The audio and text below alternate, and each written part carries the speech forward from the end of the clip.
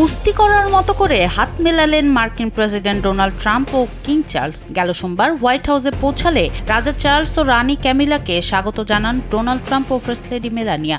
এ সময় ট্রাম্প ও রাজা চার্লসের মধ্যে দীর্ঘক্ষণ ধরে হাত মেলানোর একটি দৃশ্য দেখা যায়, যা দেখতে অনেকটা কুস্তি বা কবজি লড়াইয়ের মতো মনে হচ্ছিল।